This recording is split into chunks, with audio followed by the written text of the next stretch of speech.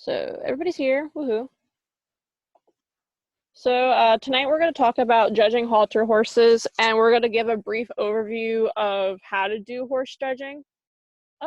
Brenda.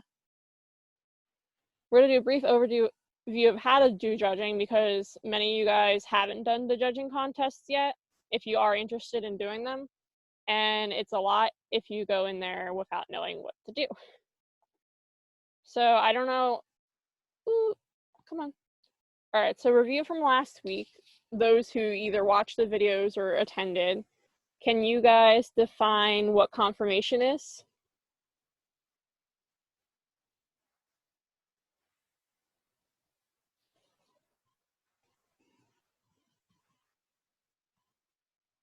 Minta, I know you know it. Okay, so it is the shape, size, or proportion a horse has based on its skeletal structure.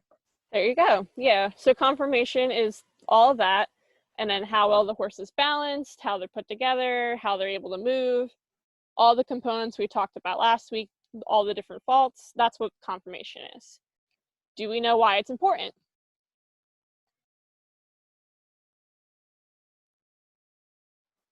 If you know it, unmute and shout it out.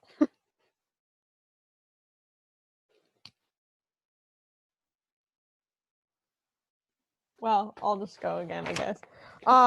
So it's important because it can affect the way the horse can move and their balance and their own breed and sex characteristics and how desirable they are. And yes. Yeah.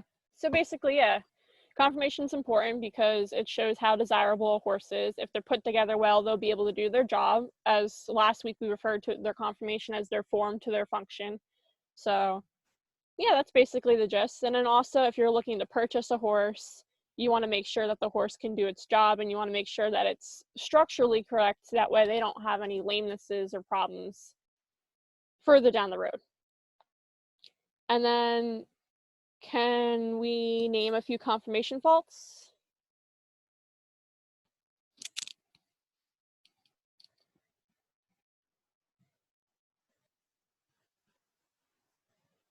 Do you want me to name them? Go ahead, Minta. Okay. Just maybe one from each. Okay. So pig-eyed, wasp-waisted, cow-hawked, and I'll give you you can have a what's it called? We're fine. Club-footed. There you go. Okay, yeah, there you go. So those are some different conformation faults we discussed last week. So Minta knows her stuff now. All right. So tonight, obviously, our lessons on halter classes. So halter classes are in-hand classes.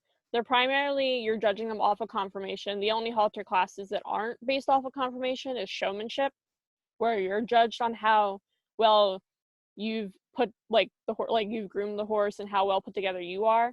But typically in judging contests, we don't judge on showmanship.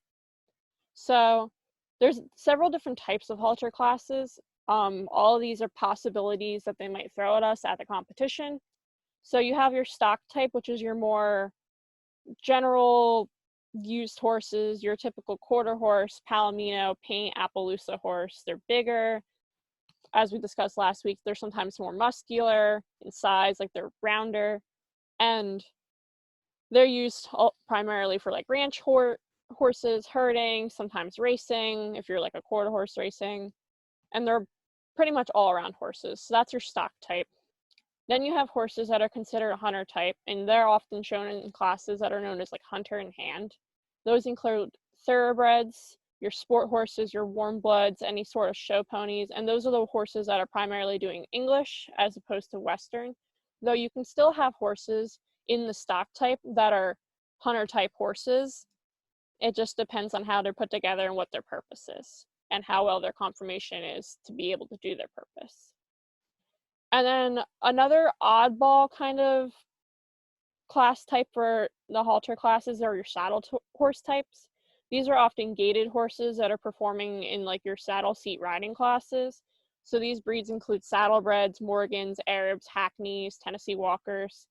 So later on at the very end of this discussion, we are going to look at a stock type class, and we're going to look at, I'm pretty sure, an Arab class that have the reasons, but then we're also going to look at some of the other different breeds and just see how they move and why they're so different from the other horses, and we're going to discuss how you would judge them. So when you're doing the judging competition, you want to be taking notes during the class. Now, normally, I don't know if I have mine with me, I don't, but normally you'd want to use like a steno notebook just because it's smaller and easier to carry around, but because we're online for the competition this year, you can use a normal notebook. And now these are two different ways that you can typically set up a notebook to take your reasons or to take your notes. I like using the one on the right because I like to put my positive points on each horse on one side and my negative points on each horse on the other side. And you kind of split it down the middle. But you can also just break your page up for each horse and then just write your positives and negatives or whatever you see for each individual horse in their own section. I just like the other way because I like comparing what's good, what's bad as I'm looking at them. And then sometimes I like to write things on the middle line, like things that are kind of in between. Like I'm not really sure if it's that good or it's not that bad, or maybe like, oh, this one has a little bit better than that horse, but it's not better than that. And then you always want to make sure when you're setting up your notes, you put a space or you write down what your class name is and what you place the class. That's what these 4 little lines are. Because if you have to give reasons on a class, and like normally in the normal competition, you don't know what your reasons classes are until after you've judged the class. You want to make sure you remember what you placed the class. Otherwise, if you give your reasons and you say a placing that's different than what you actually placed it, you'll either be penalized or disqualified. I'm not really sure. I don't remember what the rules are, but I know it's like really bad if you don't say the correct placing that you placed it. So like say if you placed it 1, 2, 3, 4, but then when you go to give your reasons, you said it's like 2, 3, 1, 4, then they're gonna be like, that's not what you placed the class. You know what will happen, Erin, is you get 25 points maximum for a correct placing. Okay. And you get 25 points maximum for oral reasons. So you would get, if you place them correct, and you would get whatever score you were going to get there. But if you gave the wrong explanation, then you would be marked down severely because it didn't match your placing. So your reason score would be very low. Okay. Yeah, that makes more sense. I couldn't remember how the rules were. It's been a while. But always make sure to put your class name and your placement down on your notes. So that way you don't forget and you can look back to it. So important things that you should know while you're taking notes. These are the most important things that I think. You want to like know any special or distinguishing markings, the color of the horse, what the person's wearing. It doesn't really matter. Just kind of take note of those fine details because you may have a class where you have 4 thoroughbreds that are all bays and they all look the same. And you want to, like, if you can, when you're giving your reasons, you want to be able to distinguish the horses as much as possible so you can like really impress the judge who's like listening to your reasons, and they'll be like, wow, you actually paid attention. You identified that horse was a gray or that horse was a chestnut, along with everything else conformationally. So those are things that I like to also take note of. Sometimes I'm not able to, or sometimes the class does have nearly identical horses, but if you can, try to note those things. Some other tips for notes is that you should try to use abbreviations or symbols if you can. These are some of the most common abbreviations that people like to use, mainly because if you're we have 15 and 17 minutes for the online classes to judge them. Typically at the actual competition, the class lengths may vary, and you might not have enough time to write down word for word everything you mean. So if you try to abbreviate things to make it a little shorter, as long as you can look back at your notes later and be like, oh, okay, this is what I meant by this, then it'll kind of be easier for you to jot down as much information as you can so you have a lot of sustenance to write your reasons. Because I know in the past when I've taken notes, I have not written nearly enough about each horse in the class, and there was times where I've had to make up information, and that's not good. So try to make your notes as well as possible. If you need to abbreviate, good, because it'll help you in the long run. So then after you've judged all your classes and you've taken notes, then you have to write your reasons. And one of the ways that we format our reasons is using this oral reasons box chart that I had put in one of the emails. We base our reasons off of a good, great, and fault kind of situation. So normally you'll discuss why you place your first horse the best. Like, why was it so good? Why was he at the top of the class? And then your second place horse, you would give him a grant. You would be like, I like understand that this horse had this, and this that was good, but the reason why he placed lower than your first horse was because of this. So you want to be able to give good things about each horse in the class, even if they were the worst horses ever. You want to be able to give them some kind of good positive attribute, but then also explain and criticize why you put them lower than the other horse. Sometimes you might have a horse, like your very last horse, there might be nothing good about it, and you can be like, listen, there really wasn't anything good about this horse. Here's why I fault it. So here is a sample set of oral reasons that I've written in the past, and I will quickly read it for you guys, and then we're going to discuss how I can make this better, because I reread it like over and over. I'm like, this actually, it looks okay, but it could be better. So I placed this age halter gelding class 2, 4, 1, 3. In my top pair of geldings, I preferred 2 over 4.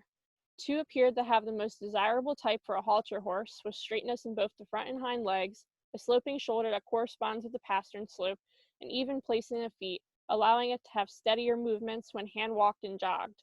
I do realize that horse 4 also had a well-defined shoulder and hindquarter, but I criticize it for having a narrower placement of the front feet.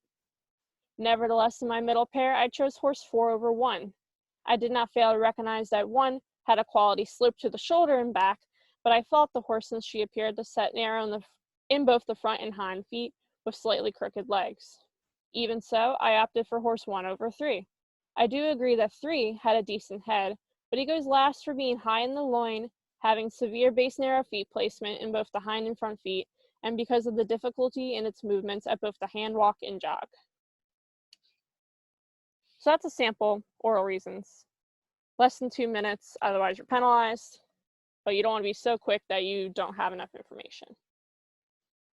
So how do you make your reasons sound good? You want to be able to use terminology to describe what you see. There was a couple things in my reasons that were wrong, or just they weren't worded properly. So we're going to change them, and I'm going to show you how to change them to sound a little bit better. So you want to be able to describe the conformation faults as best as you can. You don't want to be like, oh, their legs were crooked. Well, what is that? Are they knock-kneed? Are they bow-legged? Like, why are they crooked? You want to be kind of fluid, where you start from the head, you go to the neck, you go to the wither, you go to the back, you go to the hindquarter. Like, as you're looking down the horse, you don't want to start at the head, go to their hindquarter, then go back to their neck, and then go back to their hindquarter, and then look at their legs. Like, it's all over the place if you do that, and you want it to be fluid sort of as you give your reasons. And then you want to vary your statements and transitions. Sometimes when you're trying to memorize your reasons, you'll just say the same kind of wordings and things, like you might repeat the same statement multiple times for multiple horses, and you want to try to switch it up, because if you're just saying like, oh, this horse stood straighter, that horse stood straighter, this horse also stood straighter, like it just sounds very repetitive, and it sounds like you really didn't pay attention to the class and you don't really understand what was different about each horse. So if you try to vary what you say, it makes your reasons sound a little better. Also, when you're doing transitions, the oral reasons box chart has the like, nevertheless, even so, I preferred.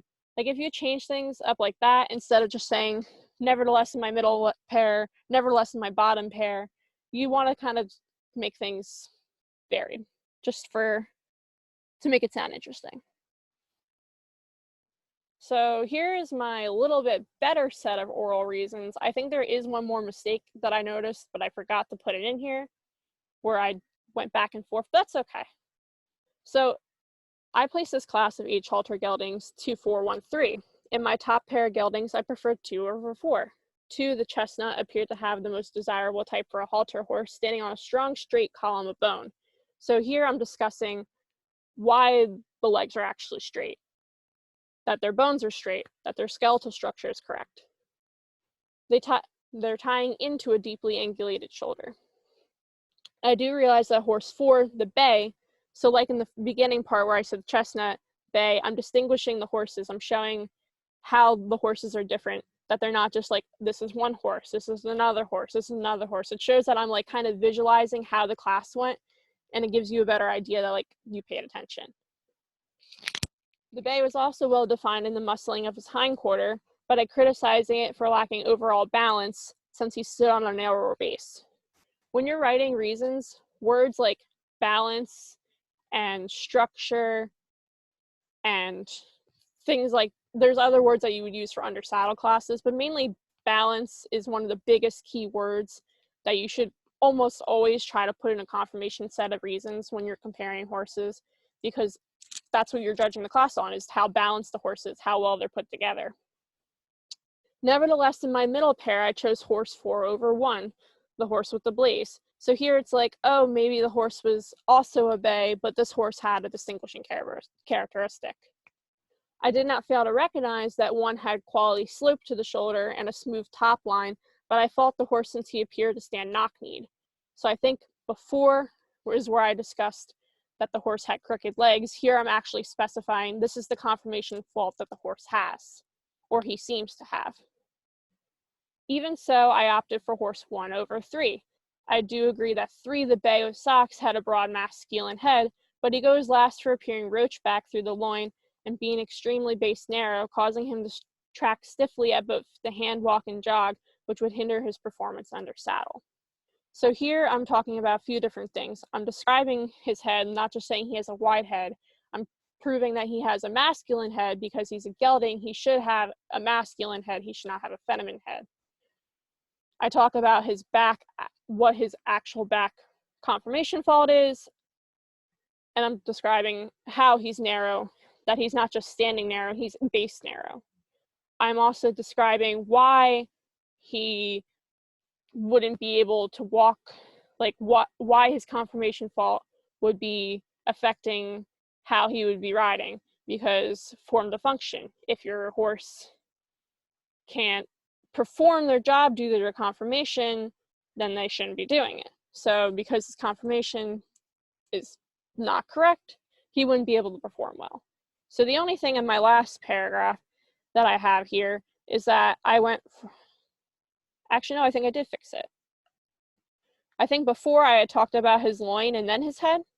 You want to, like I said earlier, head, back, loin, hindquarter.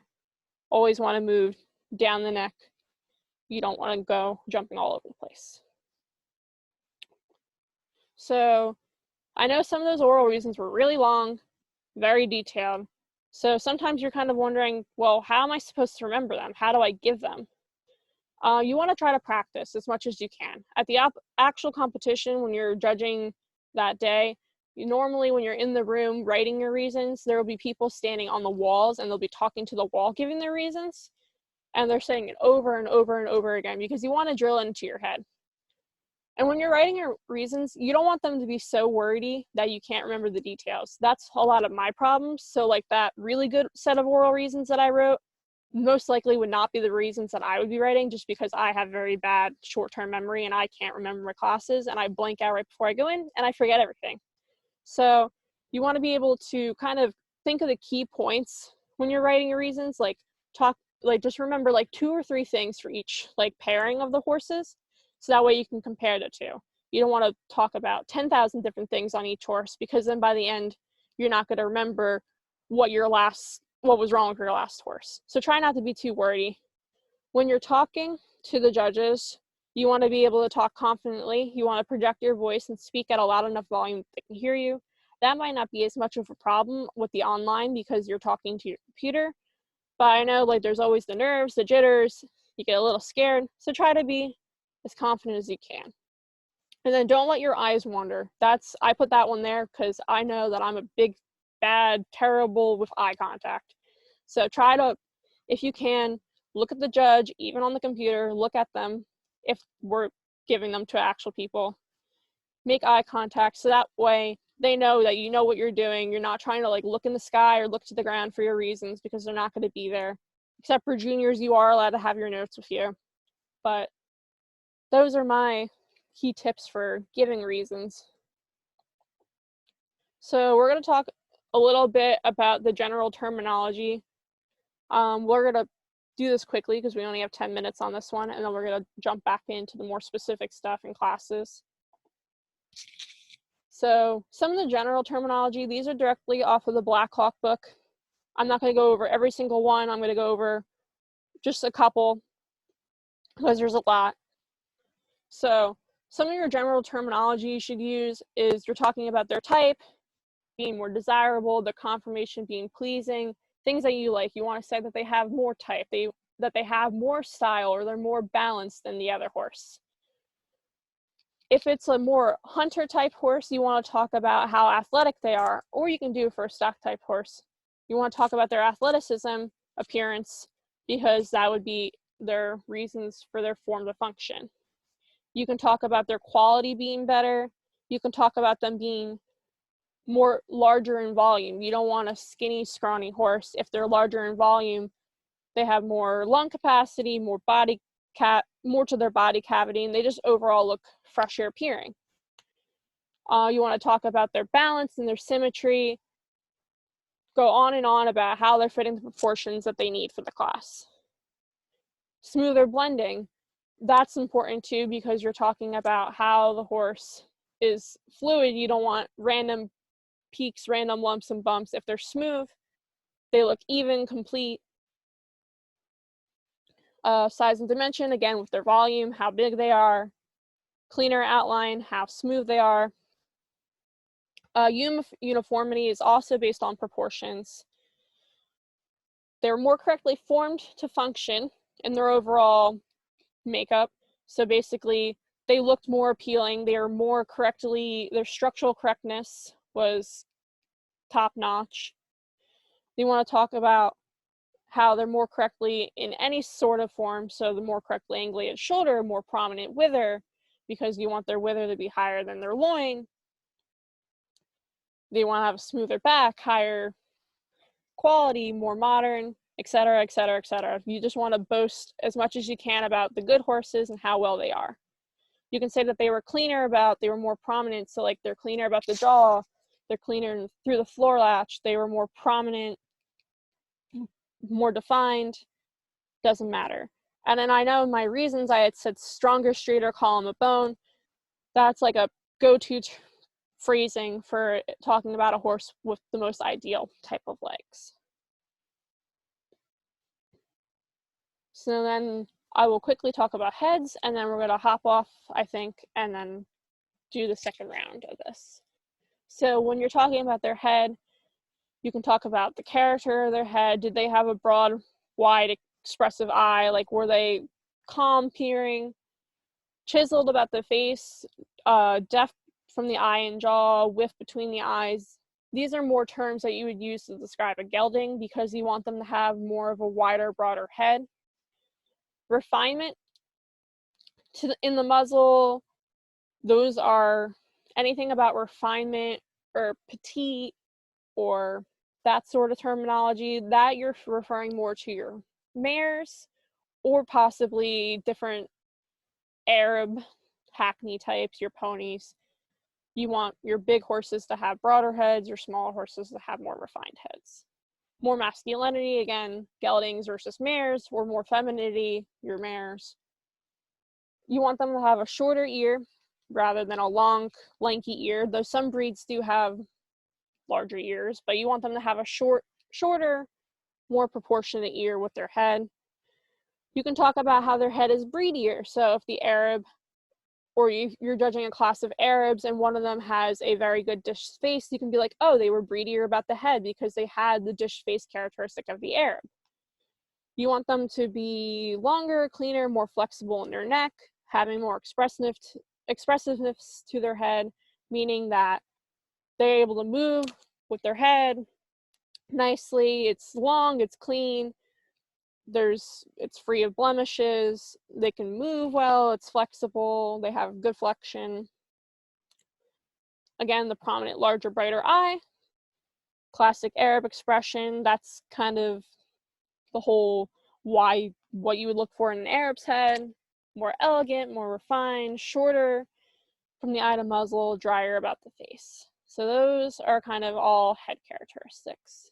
So before we run out of time for this half, does anyone have any questions? I know it's a lot.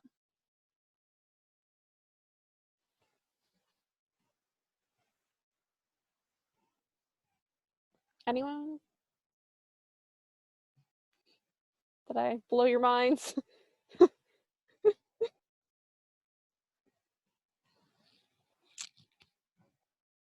All right. Well, I have the next session set for technically 7:50. If we want to stop now and hop back in at 7:55, is that okay with you guys? Yeah? Okay. So we'll take a 5-minute break before we do the second half, and hopefully that'll be enough time. All right, I will see you guys